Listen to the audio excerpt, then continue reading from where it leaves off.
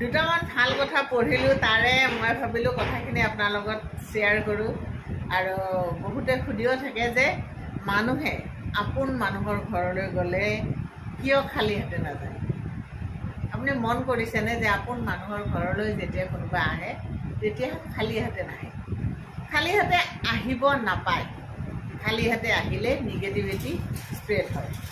চব কৃষ্ণৰ ওচৰলৈ যেতিয়া বিপ্ৰ দামোদৰ গৈছিল, তেওঁলোকৰ ঘৰত খাবলৈ একো নাছিল। সুশীলাই বেলেগৰ ঘৰৰ পৰা খুজি অনা চাউলখিনিকে ভাজি মুড়ি কৰি পঠিয়াই দিছিল আৰু কাপোৰত বান্ধি তাকে বিপ্ৰ দামোদৰে লৈ গৈছিল কৃষ্ণৰ ওচৰলৈ। খালী হাতে যোৱা নাছিল। আৰু বিনিময়ত সন্তুষ্ট হৈ কৃষ্ণই তেওঁলোকক বিচৰাতকৈ বহুত দি দিছিল। তাৰমানে দিলে পায়, এই কথাটো মানে আমাৰ